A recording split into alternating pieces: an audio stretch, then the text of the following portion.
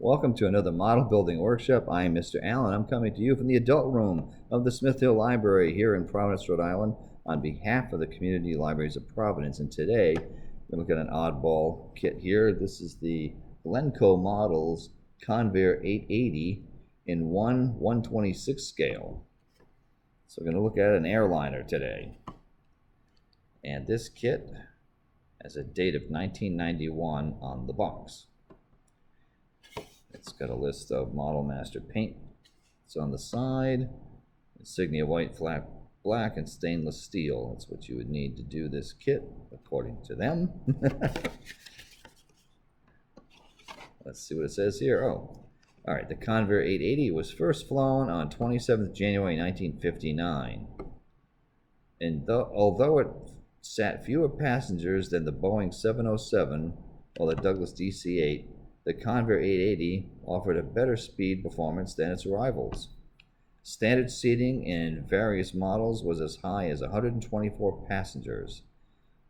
The Convair 880 was used by many major U.S. airlines and several foreign airlines, particularly in the Far East. And the kit gives you scale master decals for TWA and Swiss Air. We'll look at that in just a second. So let's have a look at the instructions. It looks like an old photocopied sheet here. It's got a longer story here. If you want to get more data on this aircraft, you can do that there. This is a breakdown of what the codes stand for and the instructions. And here's your painting guide right here on the front for TWA and Swiss Air. I've been on Swiss Air, although obviously not in a Convair 880, a Convair 880, I should say. I'm thinking of the car. Convair, not the Convair.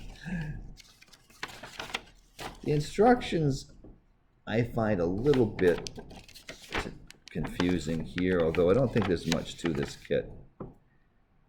But it could be a little clearer. I mean, in essence, you're just putting the fuselage halves together and the wing halves together and the panels together, engine together. So it's probably not that complicated, really. But I think they could have spelled that out a little bit better than that.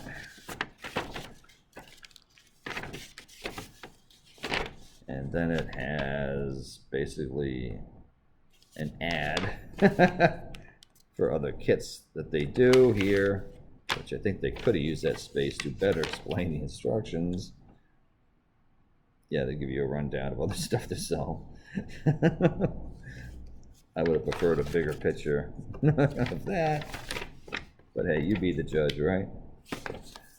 And it also came with this interesting thing here. So you're already getting an ad as an extra sheet in here. And then we have this side. So I did find it interesting. It's got an address for Northborough, Massachusetts, which is not too far from me, being in Rhode Island, so I thought that was fun. With a telephone and a fax number and the 508 area code. So, and it has a little guide here on if you're doing plastic windows, you could use white glue, Elmer's glue, crystal clear, and they talk about different techniques you could do for windows. Just an interesting tip that they threw in here. And what gets fun here is that it mentions if you don't want to mail or fax us, that they had an email address. Hey, 1991. But it's smog1415@aol.com. I'm not saying try it, but smog is interesting for those Lord of the Rings people out there. I'm sure that's no longer in use, but anyway, and it's got one for Yahoo Groups. If you're into airline modeling, there was a Yahoo group you could have joined back then. So that's intriguing that that's in there. So the box is a little, not the sturdiest box. It's been around a while. But here are the decals, and they do look amazing. Hopefully they still work. They look beautiful. I do tend to get nervous when you're putting these huge panels on the side of an aircraft. And this way your windows are included in the decal, although how that is going to adhere to the fuselage could be interesting. So the parts are pretty much all in this bag here, which is welded shut. I should have thought about that before I started filming. That's what I do here. Careful with this. So here is your plane, really, and you'll notice that the details, it's raised details here. I don't know if you can see that, but there's your windows. They're already there, so you're gonna have to paint them, or the decal is supposed to lay over that, and hopefully these black rectangles will line up on your windows, and hopefully with the decal setting solution it'll sit and look good. Always the hope. You don't know about the reality, right?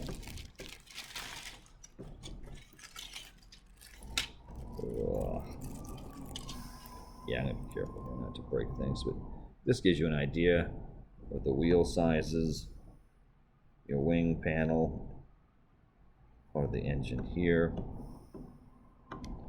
and that's essentially what you've got in the bag. It's just, yeah, more of the same.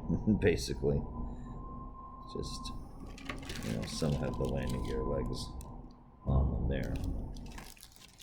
Kind of delicate looking. I will be careful with this.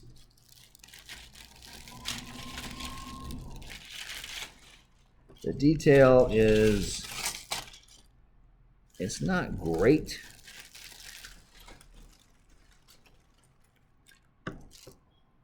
Here's your underside panel.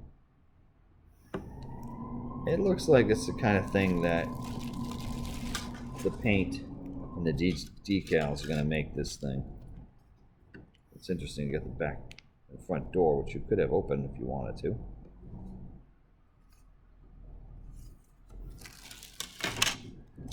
Okay, I think I understand what the article is for now, talking about how to do windows, because I do not see any clear plastic